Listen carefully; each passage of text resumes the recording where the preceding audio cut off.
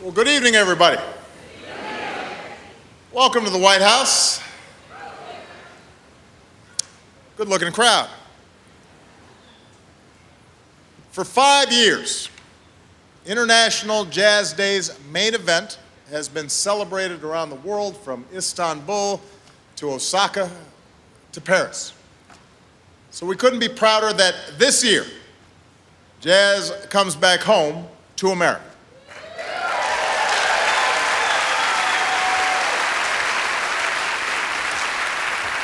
I want to thank UNESCO, its Director General, Irina Bokova, and the Thelonious Monk Institute for helping us to put on this unbelievable event.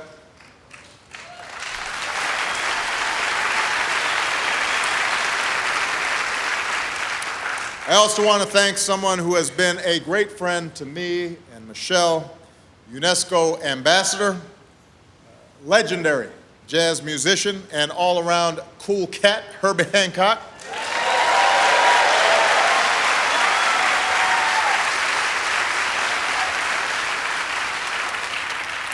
And our MC for the evening, who some people think has a pretty good voice, Morgan Freeman.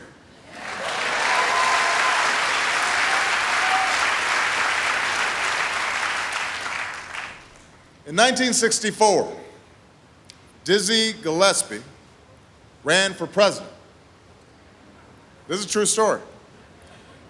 And he said, "When I am elected president of the United States, my first executive order will be to change the name of the White House to the Blues House." So tonight, we're going to do right by Dizzy.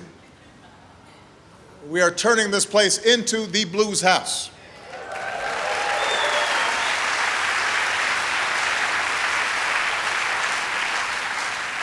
And before anybody calls this executive overreach or some sort of power grab, I want to clarify that I did not issue a new executive order. I just invited all my favorite jazz musicians to play in my backyard, which is one of the great perks of the job. I don't need to tell this crowd the story of jazz, from humble origins as the music of the black working class, largely invisible to the mainstream. It went on to become America's most significant artistic contribution to the world. Jazz took shape in that most American of cities, New Orleans, where the rich blend of Spanish and French and Creole and other influences sparked an innovative new sound. By the early 20th century, you could walk down the street of the infamous Storyville district, and maybe as you tried to stay out of trouble, hear the likes of Jelly Roll Morton and King Oliver, and of course, Louis Armstrong. Over the years, the sound traveled and changed. Hot jazz, swing, bebop, Latin, fusion, and experiments that defied labels. But its essence has always remained the same. Most jazz lovers probably remember the first time this music got into our bones. Maybe it was Miles teaching us to make room for silence, to hear life in the notes that he didn't play, or how Herbie could hang our hearts on a suspended chord, or how Billy's voice, shimmering and shattered, seemed to bend time itself. And for me, that happened as a child when my father, who I barely knew, came to visit me for about a month. And in the few weeks that I spent with him, one of the things that he did was take me to my first jazz concert, to see Dave Brubeck in Honolulu, Hawaii in 1971. And I didn't realize at the time the impact that it had, but the world that that concert opened up for a 10-year-old boy was spectacular, and I was hooked. Many have said that they've been hooked as well, and perhaps more than any other form of art. Jazz is driven by an unmistakably American spirit. It is in so many ways the story of our nation's progress.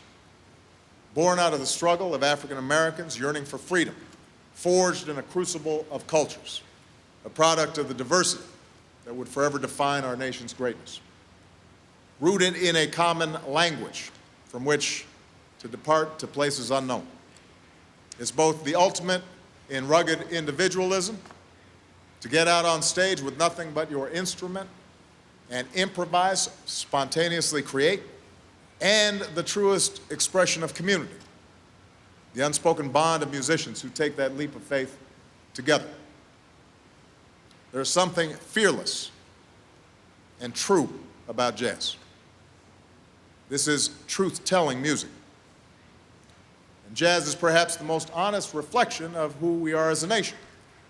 Because after all, has there ever been any greater improvisation than America itself? We do it in our own way. We move forward even when the road ahead is uncertain, stubbornly insistent that we'll get to somewhere better and confident that we've got all the right notes up our sleeve. And that's what's attracted a global audience to this music.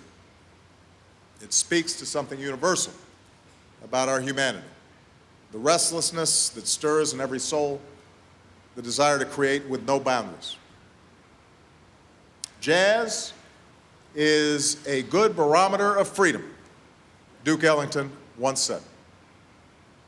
No wonder it has such an outsized imprint on the DNA of global music. It has spread like wildfire across the world from Africa to Asia. Jazz blended with the bossa nova of Brazil or the tango of Argentina, which from here on out I will endeavor to appreciate as a listener and observer rather than as a dancer. It can be heard on the Scottish bagpipe, on the Indian sitar. It opened up new exchanges with classical music and with Eastern music, and it can make the oldest folk songs sound new. Jazz. It's always been where people come together across seemingly unbridgeable divides. And here at home, before schools and sports, it was jazz that desegregated. Because for so many players, the only thing that mattered was the music. Same was true around the world. I was recently in Cuba, the first American president to make that trip in 88 years.